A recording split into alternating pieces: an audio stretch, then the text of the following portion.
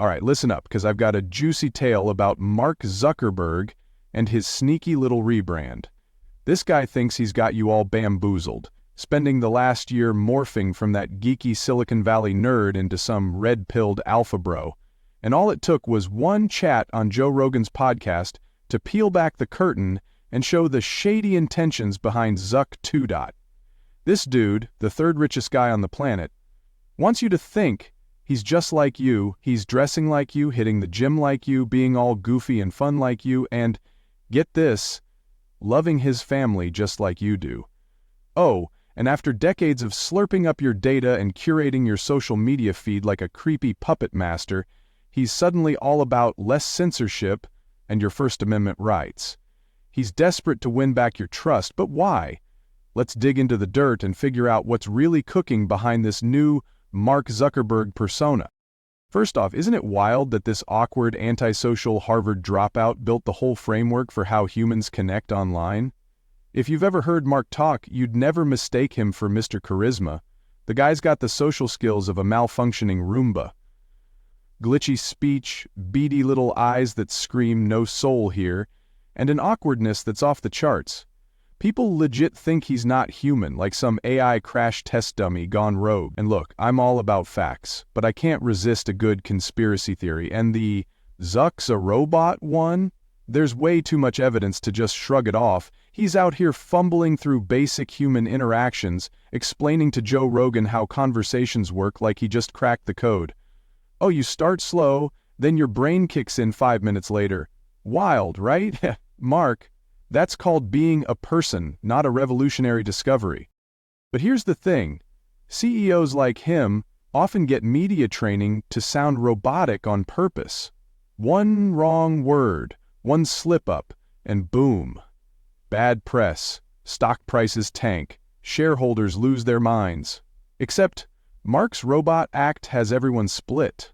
Some see him as a power-hungry oligarch out to ruin humanity, and to get why, we've got to rewind to Facebook's shady origins. Back in 2004, the Winklevoss twins, Cameron and Tyler, had this idea for a Harvard social site called Harvard Connection, later ConnectU. They teamed up with Mark to build it, but he had other plans. Leaked messages from his college days show him scheming. I'm making this dating site, wonder how similar it is to the Facebook thing, unless I screw the dating site people over and quit right before it's done. And screw them over he did. Built Facebook while stalling ConnectU, lying to the twins, missing deadlines. Then, just to twist the knife, he hacked their server, made a fake Cameron Winklevoss account, and filled it with white supremacist garbage to tank their rep. This guy knew exactly how scummy he was being. He even called Facebook users dumb for trusting him with their data. And that data thing? It's a big deal. You or I could hop on a data broker site right now and buy anyone's info for pocket change. It's legal, and companies like Facebook with shaky security get hacked all the time. Your personal details end up on the dark web, ripe for scammers and identity thieves.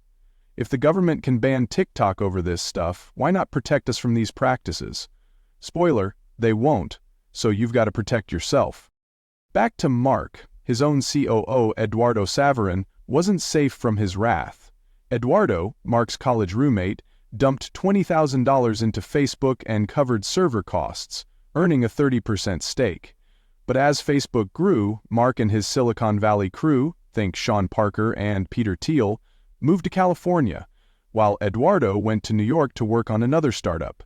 Mark got salty about Eduardo's distance, and through some shady legal moves diluted his stake from 30% to just 4%. Eduardo fought back with lawsuits, wrote a book, and inspired The Social Network, a $224 million hit that painted Mark as a total jerk. Mark whined that the movie made up stuff that hurt, but it stuck, and the world saw him as a backstabbing creep. Despite all this, Mark's clung to power at Facebook like a dictator.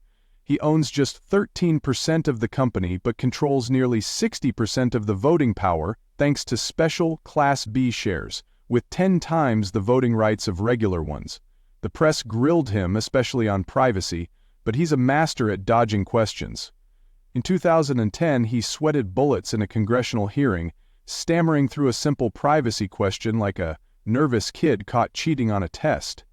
He couldn't even say if he supported a kid's privacy law, just babbled about discussion, while looking like he forgot how to blink.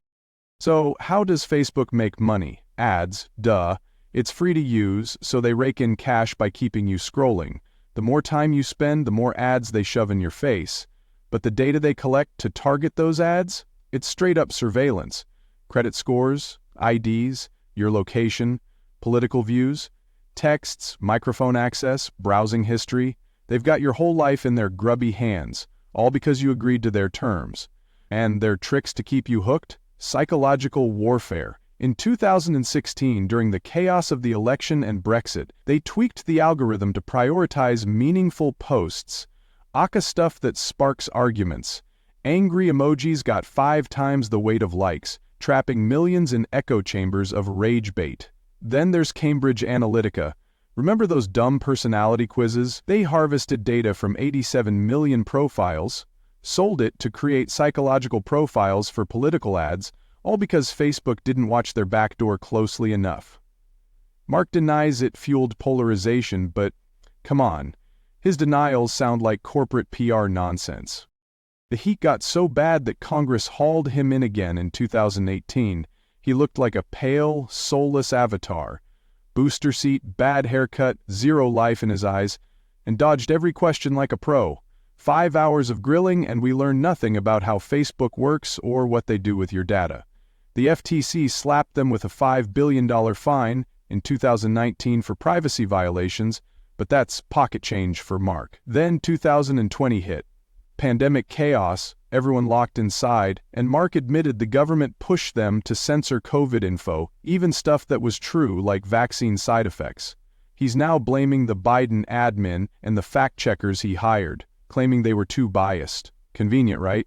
Now he's scrapping fact-checkers for community notes like X, saying it's all about trust after the election, of course, when it's safe to shift gears. And don't get me started on his glow-up.